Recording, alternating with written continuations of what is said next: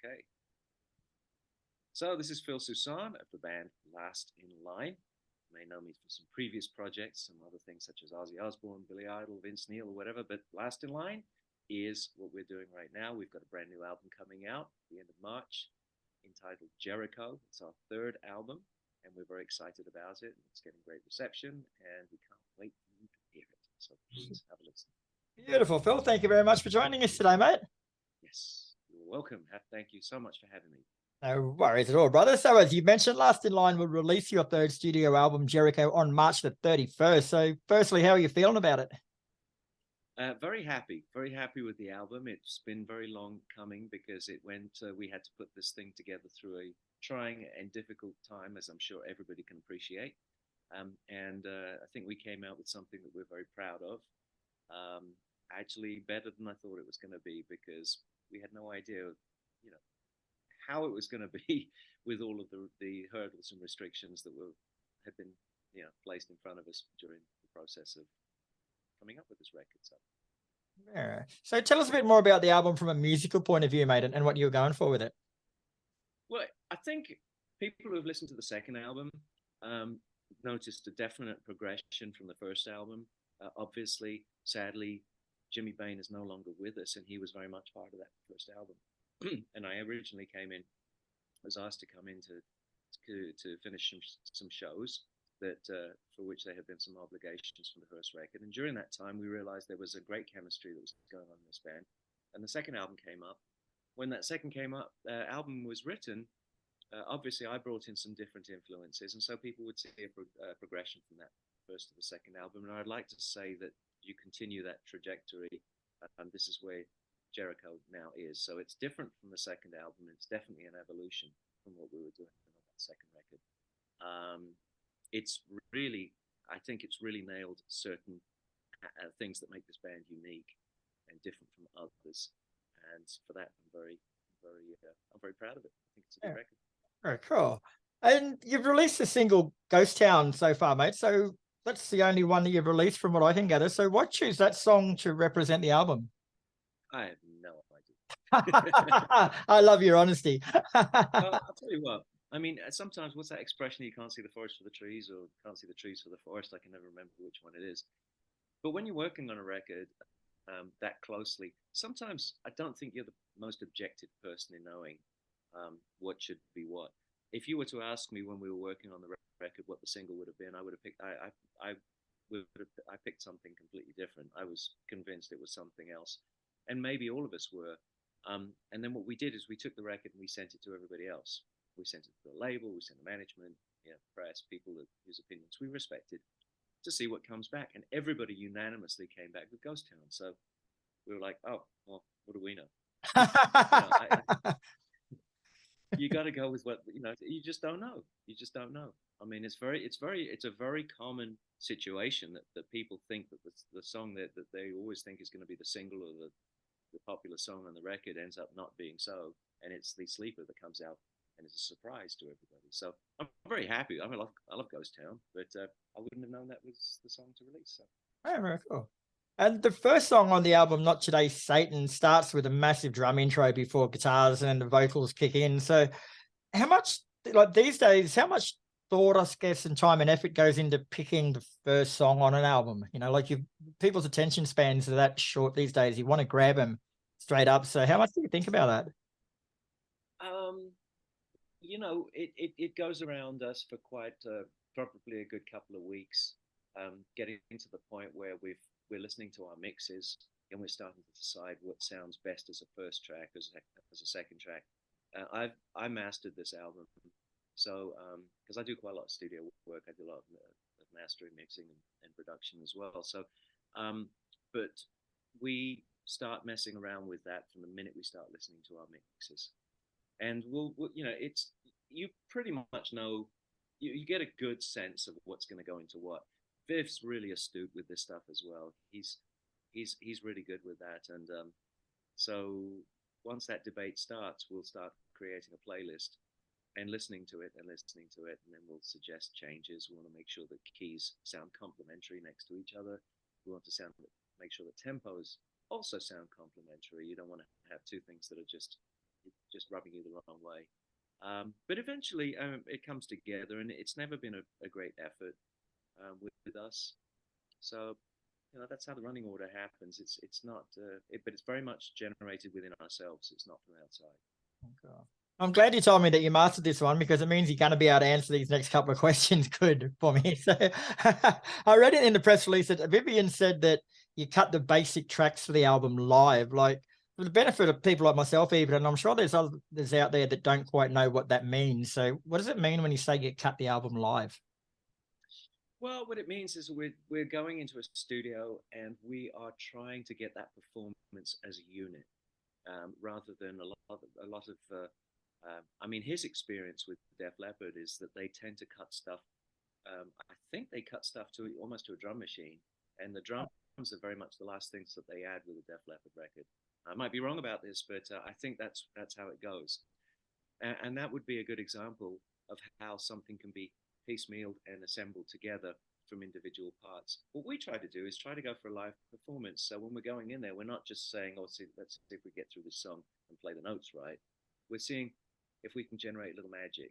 So if we'll listen to 2 or 3 or 4 takes, there's one that's going to jump out and say, "Well, this one sounds like there's some excitement in the track," and we want to keep that excitement. So we try to cut that live. Way back in the day, if you were Elvis or someone like that, they would stick you in a room and put a microphone up, and they had no way to overdub anything. The only option you had was to cut it live. Okay, let's start at the beginning of the song. We'll turn the tape machine on at the end of the song. It's done. And gradually through time, we've had the ability to overdub and to add instruments and to correct things.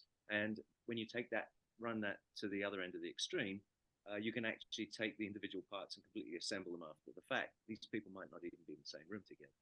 So that's what we mean. Right. Did you find that, like, leading into the albums, then, that you try and play as much of the album live when you do any gig as possible to sort of get you in that frame of mind, or does that not really matter? When it comes to live shows, I mean, I wish we played even more of our stuff live. Yeah, I would like to. We tend to play 3, 4 songs from a new record until we can integrate it. One of the things that we deal with a lot is people unclear as to whether we're a DO, Yeah. heritage band, or whether we're a unique original band. And we are a unique original band. There are some songs, of course, that we have played, some Dio songs, for which Vinny and Vivian were very much responsible. But they also act as somewhat as placeholders in our set as we start to come up with new material. We switch some of that stuff and we put progressively more and more of our own material in there, original material. And we're now at the point where we have much more original material than we have of the previous catalog that Vinny and Vivian participated.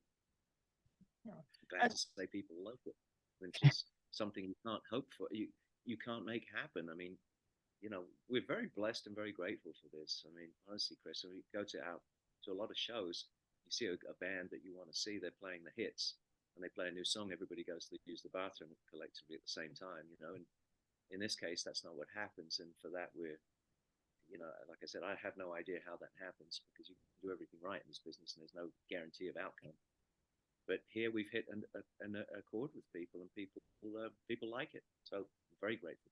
Keep doing what you're doing then, brother. It's working. That's it. You mentioned the fact that you mastered this album yourself too, mate. Like, I've always wondered, like, is it difficult for you to do a job like that from being inside the band? Like, you basically got to critique your own stuff. Is it difficult to sort of separate yourself from the songs to be objective, I guess? Yes, it is. You're right about that. But I would say that applies more to mixing than to mastering. To mixing, you really have to have it's always great to have a third ear. I've always believed that it's better to have somebody else mix the album than the person producing the album, because that person producing the album sometimes gets carried away with their own thoughts. Sometimes they hear things in their heads. Maybe they've heard that vocal so many times that it's mixed down a little bit because they take for granted that they can hear it. So somebody mixes the album, the producer produces the album, and the mixer gets that and then says, no, let me bring out all the great bits. This bit's exciting. I haven't heard. Wow, that's fantastic. That needs to come forward. When it comes to mastering, that's more of a technical process. It's really taking it, making sure that it complies with audio systems. I like to try to describe to people who don't know that mixing an album makes your songs sound good. Mastering an album makes your stereo system sound good. Well, that's pretty much does it for me. Thank you. Yeah, right. So that I don't have to be. I don't. It doesn't matter if I'm familiar with the stuff. If I'm too close to it or not, I'm just trying to make it sound as best as it possibly can. And we spoke about this a little bit before, but you came into the band in 2016 after the debut album Heavy Crown. So it was under less than ideal circumstances, of course, when you came in. But was it difficult for you to come in under those circumstances? No, I mean, emotionally difficult. Yeah, you could tell there was obviously there was a great sense of tragedy. It was it's a little bit like we were a bunch of rodents and we had the wheel taken out of the cage and we were waiting for the next thing to be put in. Um, you know, Jimmy was a dear friend of mine. I was very close with him. In fact, when I first moved to America, we actually lived together, so we were more than friends. And I had a huge amount of respect for him. Um, but playing in Dio and me playing in Ozzy, we we had a mutual admiration for each other within the bands, and we considered ourselves to be sister bands, if you like. So he was my counterpart in that other band. So I was familiar with how he played. I was familiar with the energy that he brought to the band, the talents he brought in. So I just tried to channel him. I tried to play what he would play. I tried to play his songs exactly the same way he would have played them.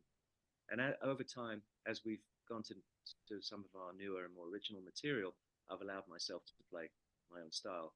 But when we do play the songs that he played on, I try to pay some kind of tribute to him or some kind of homage to him by trying to play the way he would have done it.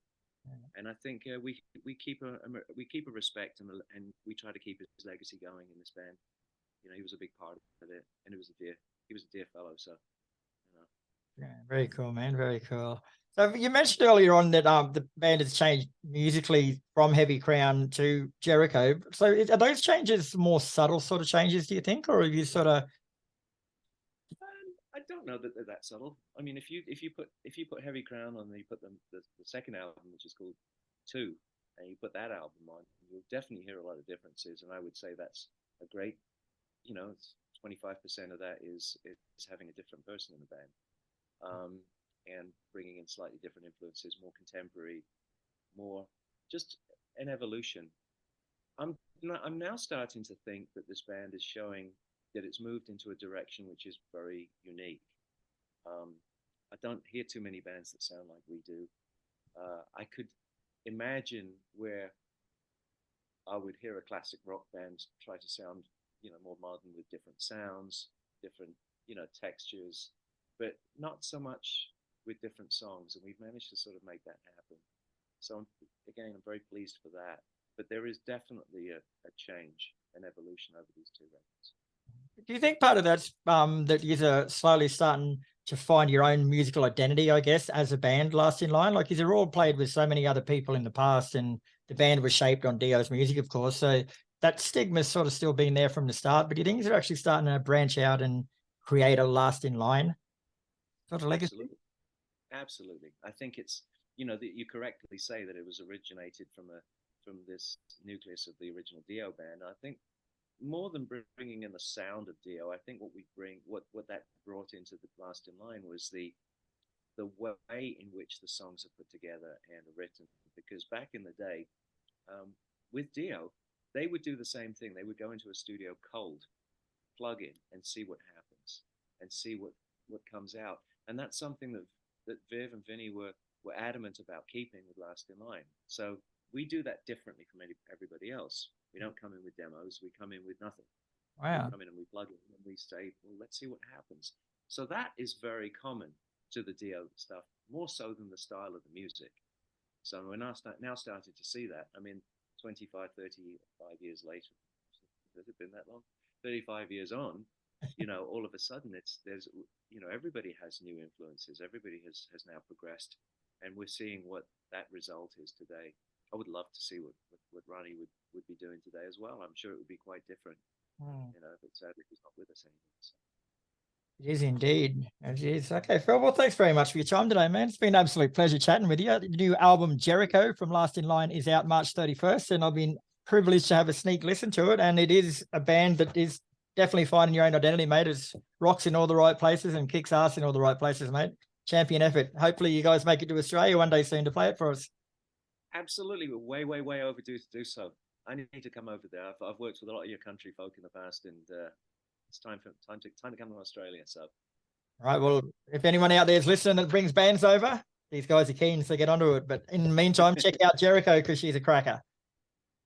thank you so much, Chris. You take care, mate. No worries, Billy. Take care, bro. Thanks for your time, man. You're welcome. Cheers, mate.